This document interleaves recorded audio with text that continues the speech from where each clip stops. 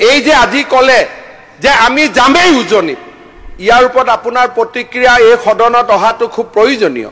এই যে economic blockade আৰম্ভ কৰিছে উজনি অসমৰ বিৰুদ্ধে, ইয়াৰ ওপৰত আপোনাৰ মন্তব্য অহাটো খুবেই প্ৰয়োজনীয়। মোৰ কোনো আপত্তি নাই। এই ল'ৰা বিজেপিৰ কেডাৰ পীযুষ হাজাৰিকাৰ ঘনিষ্ঠ মানুহ, ঘনিষ্ঠ নহওক কিয়, মই কোনে মানুহ কি কথা কাৰ কি মই ক'ব যোৱা নাই।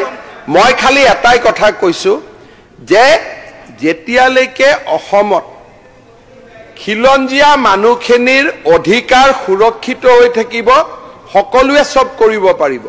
কিন্তু খিলঞ্জীয়া মানুহখিনিক যদি আপোনালোকে দাবী ধমকি দি বহাব খোজে, পৰিৱেশটো ঠিক নহ'ব। এইটো কথা সদায় মনত ৰাখিব। আৰু আপোনালোকে এইটো কথা সদায় মনত ৰাখিব যে এইখন অসমত জাতি জনগোষ্ঠীৰ এটা বিভিন্ন অঞ্চলত তেওঁলোকৰ প্ৰভাৱ, আৰু এইটো আজি নহয়, হাজাৰ হাজাৰ বছৰ ধৰি কাৰ্বি মানুহখিনি কাৰ্বি আলঙত, বড়ো মানুহখিনি বড়োত, আহোম মানুহখিনি উজনি অসম উত্তৰ অসমত এটা তেওঁলোকৰ সাংস্কৃতিক প্ৰভাৱ আছে। খিলঞ্জীয়াৰ এটা অধিকাৰ আছে, UN-ৰ চাৰ্টাৰ আছে অন ইণ্ডিজেনাছ পিপুলছ ৰাইট। এইটো বাহিৰৰ পৰা অহা কনচেপ্ট নহয়। আৰু অনাৰেবল সুপ্ৰিম কোৰ্ট অফ ইণ্ডিয়াই কৈছে যে অসমৰ ওপৰত এটা এগ্ৰেছন চলি আছে। এইবিলাক মোৰ শব্দ নহয়।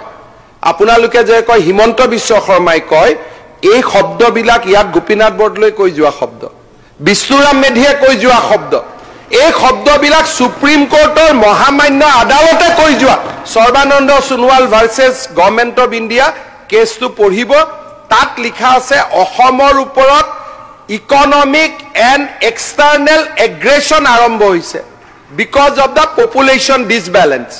এইবিলাক মোৰ শব্দ নহয়। এইকাৰণেতো মই হাউচক কওঁ যে কেতিয়াবা হিমন্ত বিশ্ব শৰ্মাৰ শব্দ নে এইবোৰ বিষ্ণুৰাম মেধিৰ শব্দ, মোৰ শব্দ নে গোপীনাথ বৰদলৈৰ শব্দ, মোৰ শব্দ নে অনাৰেবল সুপ্ৰিম কোৰ্টৰ শব্দ, আপোনালোকে এক্সামিন কৰি ল'ব।